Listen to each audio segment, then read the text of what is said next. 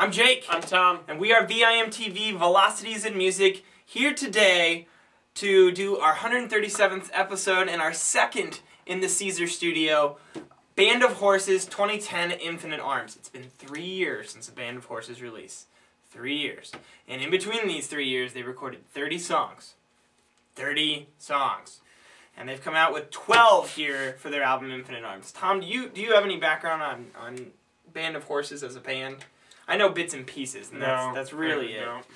So I know these guys have gone through a lot of lineup changes over the course of the past couple years, and I think that there's only one original Band of Horses member in there, and that's the lead singer and main songwriter.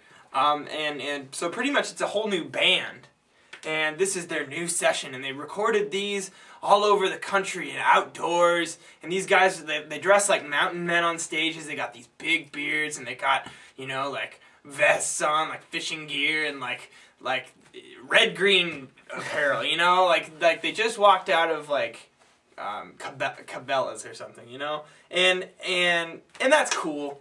I dig their whole like outdoorsman type thing, and they got a really folksy, rocky, bluesy, not bluesy, but, you know, kind of poppy, folksy rock sound to them. And it's very pop structured. It always has been. They came out in 2005 with their first album, Funeral, and that's Arcade Fire. Oh, yeah, no, I'm thinking because they have the song Funeral that got them big. That album was called Everything All the Time. Everything All the Time. And then followed up 2 years later. Like, they literally they had a short tour, recorded a new album because they said that they just wanted to stay fresh in people's minds. In 2007, I think it was early 2007, it was Cease to Begin, with the single Is There a Ghost, which actually grew on me after some time. And I really liked Everything All the Time. I really liked that album. And I've listened to Cease to Begin a little bit, not enough to really give a solid opinion on it, but then I was really excited to hear that Infinite Arms had come out. But yeah, Tom, you want to just jump into it? Yeah, this album is interesting because it's basically like kind of an easy listening indie country. That's exactly sound. What I think. It's very like, it's kind of soothing, it's kind of pleasing to listen to. I mean, like, I enjoy listening to this album straight through as long as I don't think too hard about it. Then once I think real hard about it and think about how little is going on really, it's a little disappointing. However, the one thing I do have to give to them, they're well-written melodies overall, and the harmonies, the vocal harmonies are fantastic. It's pleasing. Yeah, they do a very good job making the vocals thick by adding these really well-written harmonies. Yeah, and you can tell that they meant for that to come out because they have turned up, the vocals are turned up really loud. But really, on this album, they just don't do enough. And that's kind of a vague statement. What I mean by that is there's not enough variety in the moods. It just kind of sounds like the same kind of song over and over again. And it's kind of cool at first, but it just kind of wears on you. You find yourself not caring as much. Especially, you know, for kind of an indie pop album, you just expect a lot more. I mean, you know, go listen to, like, Aim and Ignite by Fun. That album's all over the place, and, you know, you don't need to be that extreme about it. You don't need to try and be like Queen or something. But these guys, it sounds sometimes on this album like they're just playing a casual set at the Grand Ole Opry in Nashville, you know, for all those country folk. So it really felt to me like Band of Horses on Infinite Arms, like this recording session where now I want to throw this out there. 30 songs in 3 years, they picked 12. I have a thing, I have a real stigma, and I would appreciate it if other people out there have this stigma. If you're going to take 3 years and record a bunch of music, it better be good. It better be good, because anybody can make a shit album in a year. Anybody can do it. You and I could do it. You, watching this out there, you and me could get together, write an album, and it would be shitty, and we could do it in 2 weeks. Now, these guys took 3 years to do this. And you can tell, and this is what really gets to me, is that they really, really tried on this one. And they have a new band. It's kind of sad, almost, because I liked this album less with each subsequent listen. I really liked it the first time I listened to it, and I was like, wow, this is really cool. They're like totally mood bombing, and they're having a whole like full explosion, and And then, like, the more I listened to it, the deeper I dug, and then I realized that what they're doing is they want their sound, they want their songs. And after watching, we have a 15-minute interview down below posted. After watching that, I really kind of interpreted that they felt like their first album or two were a little rushed and a little immature, whereas this one, they really wanted to put themselves into it. And you can tell they were going for a much more emotional vibe, which works very well with folk indie country. It does. Yeah. And that's cool, but here's the problem. They didn't sell it. They didn't put enough emotion into it. They didn't change the songs. What they did is it's a little half-assed. Yeah, they did their songs. They made their songs more mellow, but they never allowed the. Actually, they don't. I shouldn't say never, because there's. I think the last 2 tracks actually infuse some energy into the album. But other than that, these songs are just mellow, and they don't do anything. They literally play the same part over and over and over again for most songs, and it just drones on. It just drones on, and it's simpler than the older albums. Which now let me tell you something. This is not a complex band. Their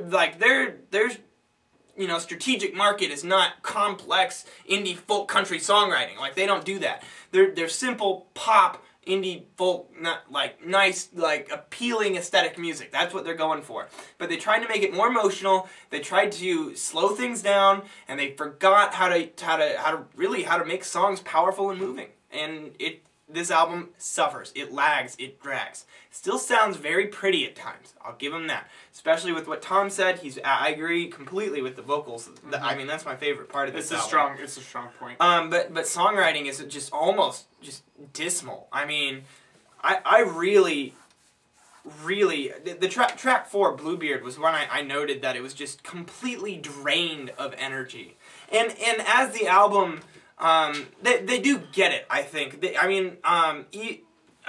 Evening Kitchen is a little bit more emotional. It's a little bit better, and they kind of restrain it and sell it a little better. But other than that, I really just struggled with this album. The last track, I think, is where they actually got into it, and they actually it starts off kind of slow and mellow, but then there's this big cascading part, and then there's a fade-out ending. Note, I like the fade-out ending. It can happen. but I actually like that song. It reminded me a lot of something that My Morning Jacket would do. Mm-hmm. Anything else you want to throw in here? No, not really. I think we about said it all. Yeah, overall, I felt like this was a real big disappointment. I was really looking for Band of Horses. This is a good band with a lot of talent and a lot of people watching them right now. And this album's getting pretty good reviews, and I don't see why. I really don't see why. And like I said, I've listened to this a fair amount, and it's just. I remember one thing I wanted to say. To tell you the truth, if I had to compare this to one band, I would compare it to the Eagles. Yeah. And now the Eagles are really widely renowned. Everyone loves the Eagles. To tell you the truth, I'm not a huge Eagles fan. I think Hotel California is a genius song, and I think everything from there is about 3 steps down from that level. But because you get that like alt rock country feel, and that's just, it kind of put me in that mood as if I was listening to Eagles' Greatest Hits or something. Yeah. Completely drained of energy. Yeah. And without good instrumentality. I don't know. I was disappointed. What do you got? For tracks, I'm going to go track 2, Compliments, track 7, Dilly, and track 9, Older. Track 9, Older is the most country song on this album, but for some reason I kind of find myself in it. It's pretty straight up country, and there's nothing wrong with that. It works pretty well. I mean, country with better lyrics. Mm-hmm. I really like Evening Kitchen, track 8, and track 12, Neighbor. Now, I think that track 11, I like that track a lot, but the reason why I like that track, that's the most rockin' song on this album, Northwest Apartment's what it's called. It starts off with this drum beat.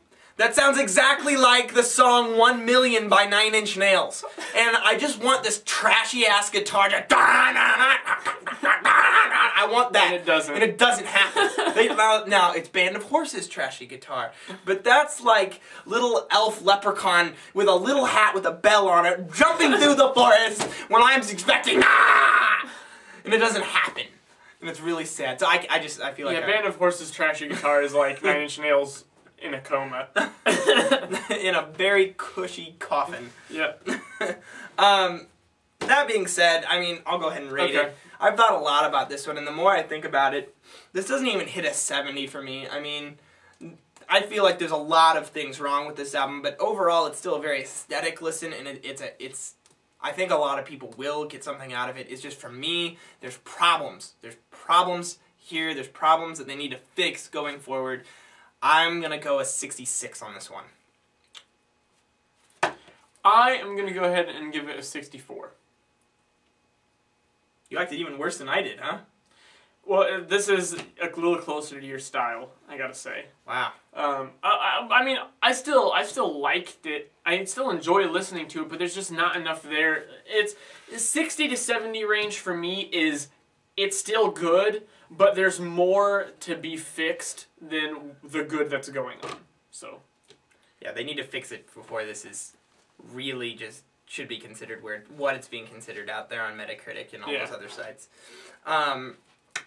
Yeah, so tell us what you think about Band of Horses taking 3 years to write 30 songs and coming up with these 12. And you may like these 12 because I bet you there's a lot of people out there that do. Tell us what you think and why, and leave us a comment at www.velocitiesmusic.com on the Band of Horses page, because we would love to talk to you about it. I really was disappointed that after 30 tracks in 3 years, this is what they have.